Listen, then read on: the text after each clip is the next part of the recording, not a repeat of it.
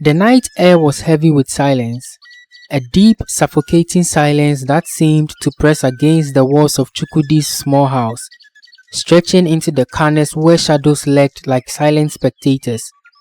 He sat at the edge of his wooden bed, his fingers tangled in his unkempt hair, his breathing slow, labored and uneven. The kerosene lamp flickered weakly, casting ghostly shapes against the wall, but Chukwudi barely noticed. His wife, Amarachi, lay on the bed behind him, her breath shallow, her body frail. The illness had drained her of life, leaving only a whisper of the vibrant woman she once was. 5 children slept in the next room, their innocent snores a cruel contrast to the storm raging in their father's head. Chukwudi swallowed hard. His throat was dry, tight, like something was stuck there, something he couldn't spit out, something he couldn't swallow. The doctor's words replayed in his mind, a cruel echo that refused to fade. Chukwudi, if you don't operate soon, your wife might not make it. The surgery costs $1,000, approximately 1.5 million naira. No money, Chukwudi, no treatment. Chukwudi had tried. He had begged. He had gone from one house to another, swallowing his pride, pleading with people who he once called friends. But the world was cold to a man with empty pockets. And now, there was only one door left to knock on. Chukwudi felt sick at the thought. He had sworn never to go near that man, never to even breathe the same air as him. Everyone knew what he was and everyone called him the rich man. A man whose wealth seemed endless, whose power stretched like an unseen force, pulling desperate men into his web. A man who never gave something for free. Chukwudi's fist clenched, but what choice did he have? His wife was dying. His kids were too young to lose their mother. If there was a price to be paid, he would have to pay it, no matter what. Chukwudi stood before the towering gates of the rich man's mansion, his hands sweating despite the cold night air. The house loomed like a beast, its golden lights casting an eerie glow on the perfectly trimmed hedges. The walls were high, smooth, impossible to climb. The security guard sized him up, a poor man in patched clothes, standing before a kingdom of excess. But after a brief radio call, the gate slid open. Chukwudi's heart pounded as he was led through a marble floor corridor, past walls adorned with paintings worth more than his entire life. And then, there he was, the rich man. No one really knew his name. Everyone just called him the rich man. He sat in a plush armchair, wearing a silk robe, a gold watch too heavy for his wrist, and a smile too cold for his face. Chukwudi, the rich man greeted, his voice smooth, calculated. What brings you to my home at this late hour? Chukwudi swallowed his pride. I need help. My wife, she's dying. The hospital needs money. I'll work for you. I'll do anything. Just, please, help me out. The rich man steadied him, tapping his fingers against the armchair. Then he chuckled. Anything? Chukwudi nodded. Yes, anything. A pause. The rich man leaned forward, his eyes dark, unreadable. I will give you the money, he said. All of it, right now. Chukwudi's breath hitched, but in exchange, the rich man's lips curled into a slow, knowing smile. I want your daughter. The words felt like a blow to the chest. Chukwudi's mind screamed no, but his throat closed up, refusing to let the word escape. My daughter? His voice cracked. What do you mean? I mean exactly what you heard. The rich man took a sip of his expensive whiskey and nodded. Give me your daughter, and your wife leaves. Chukudi stared at him. For the first time in his life, he felt true horror. Chukudi ran from the mansion that night, his heart pounding, his mind in turmoil. I can't do this. I can't sell my own child. But as he reached home, he saw Amarachi, weaker than before, gasping for breath. His children slept on empty stomachs, unaware that by morning their mother might be gone. By dawn, he was back at the rich man's mansion. He didn't even wait to be invited inside. I'll do it. His voice was hollow. I'll bring her tonight. The rich man smiled. Smart man. That night, Chukudi carried his sleeping daughter in his arms. His steps slow, measured, like a man walking into his own execution. She stirred slightly but did not wake. At the gates of the mansion, the rich man waited. Chukudi's hands trembled as he placed his daughter into the arms of a stranger. She blinked, waking up. Papa. Chukudi turned away. He couldn't look at her. The rich man handed him a heavy brown envelope. The weight of it felt sickening. Goodbye, Chukudi, the rich man said, stepping back into the mansion. The gates closed, and she was gone. Chukudi ran to the hospital, gasping, clutching the money like a madman. I have it! I have the money! He cried. Save her! Please, save my wife! The doctor looked at him. His face was blank. A nurse stepped forward, her eyes pitying. Sir, she said softly. Chukudi's stomach dropped. Your wife is no more. She passed away an hour ago. The room tilted. His ears rang. He collapsed to the ground. The money, it spilled from his hands. Useless. Amarachi was gone, and so was his daughter, Ngozi. Realizing that he had sold his daughter in vain, he returned immediately to the rich man, his face wet with grief, his voice broken. Please, he begged. Please, I made a mistake. Give me back my daughter. The rich man only smiled. Chukudi, a deal is a deal.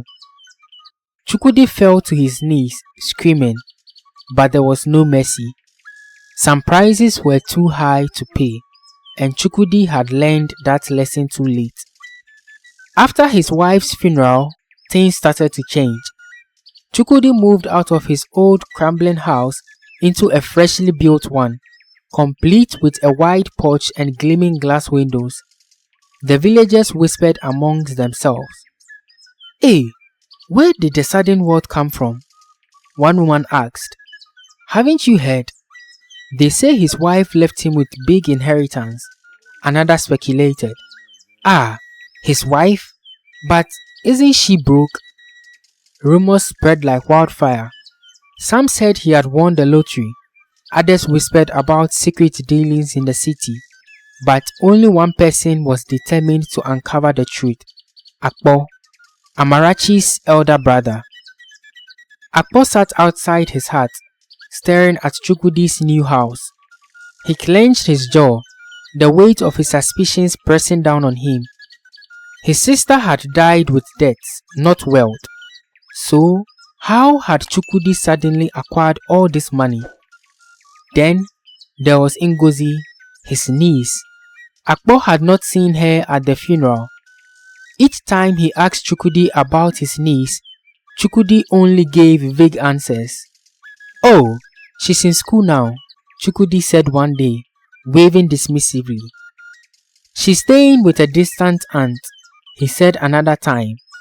The lies were inconsistent, and the more Akpo pushed, the more defensive Chukudi became.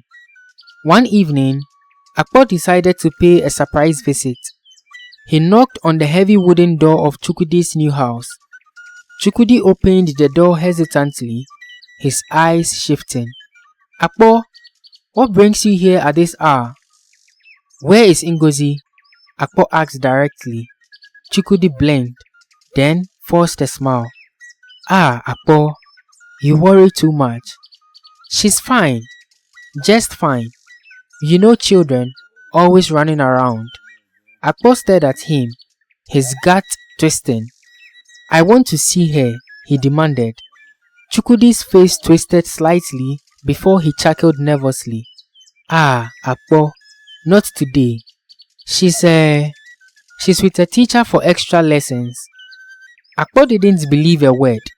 He stepped forward, trying to peer into the house, but Chukwudi blocked the doorway. It's late, Akpo. Let's talk tomorrow. The door shut in his face. That night, Akpo sat on his bed, his mind racing. Something was very, very wrong, and he was going to find out exactly what it was. Chukwudi's money began to dwindle. At first, he didn't worry. He had been reckless with his spending, confident that there would always be more. But soon, the truth became undeniable. The money was running out. The expensive clothes he had bought began to fade, and the food in his new house became simpler, cheaper, and less frequent. That was when the rich man called him again. Chukwudi hesitated before answering. His palms were sweaty and his heart pounded. Chukwudi, the smooth deep voice came through the phone. I trust you are enjoying your wealth. Chukwudi swallowed hard. Yes, but you need more money, don't you? The man interrupted, his voice knowing and calm. Wealth is not something you taste once and forget. If you truly want to live like a king, you must be ready to do what real kings do. Chukwudi's throat felt dry. What do you mean? The rich man chuckled softly. You already know the answer. One child brought you riches. Imagine what 2 children could do. Chukwudi's breath caught in his throat. He clenched his fist, trying to push the thought away. But the voice on the phone was persuasive, smooth, like a serpent whispering in his ears. Your son, Obina, is strong, healthy, valuable. Chukwudi's knees almost buckled. Bring that boy at midnight, and I promise you, you'll get double the last amount. Chukwudi's mind spun. Could he do it? Could he really do it? That evening, Akpo watched him closely. Chukwudi had been acting strangely. Whispered phone calls, secret meetings in the village square, and now he barely looked Akpo in the eye. When Akpo spotted Chukwudi sneaking off into the darkness, he followed. Hidden behind a tree, he listened. I told you, I need more time. Chukwudi's voice came. Time? The rich man scoffed. You had no problem selling the girl. Why hesitate now? Akpo's breath caught in his throat. I don't know, Chukwudi stammered. He's my son. And Ngozi was your daughter, the man said coldly. You were fine selling her. What's the difference now? Akpo felt like his heart had stopped. Ngozi, his niece, had been sold, and that too by her own father. Midnight, Chukwudi, the man continued. Don't be stupid. Bring your son, or I'll take him myself. Chukwudi said nothing, but Akpo had heard enough. Akpo rushed back to the village and gathered the elders. At first, they were all skeptical. Akpo, are you saying Chukwudi of all people, is selling children? Elder Mensah shook his head. Impossible! I heard it with my own ears, Akpo said fiercely. He already sold Ngozi, and tonight, he's going to sell his own son. The elders murmured amongst themselves. Finally, Elder Kwame spoke. If what you say is true, then we must stop this. They agreed to set a trap. At midnight, Chukwudi crept through the village with his sleeping son in his arms. He reached the rich man's house, knocking softly. The heavy wooden door creaked open. Ah, Chukudi, right on time. Chukudi hesitated for a moment, looking at his son's peaceful face, but his greed won. He stepped forward, handing the boy over. Suddenly, boom, the door burst open. Akpo, the elders, and the police stormed in. Chukudi, what have you done? Akpo roared, his eyes filled with fury. Chukudi's face went pale. The police tackled him to the ground, pinning his arms behind his back. The rich man tried to run, but the officers were faster. They grabbed him, throwing him to the floor, and then they found a locked room. When they opened the room, what they found shocked everyone. Inside were several frightened children, some kidnapped, some sold by their own families, but Ngozi was not there. Akpo's heart sank, but the truth was clear. Chukudi had been part of something terrible. Chukudi sat in the dirt, his wrist bound in handcuffs. Akpo stood over him, his fists clenched. His whole body shook with rage. Tell me the truth, Chukudi, Akpo hissed. Did you use your wife for money rituals? Did you use my sister Marachi for rituals? No, Akpo, Chukudi responded. How about my niece Ngozi, your daughter? What did you do to her?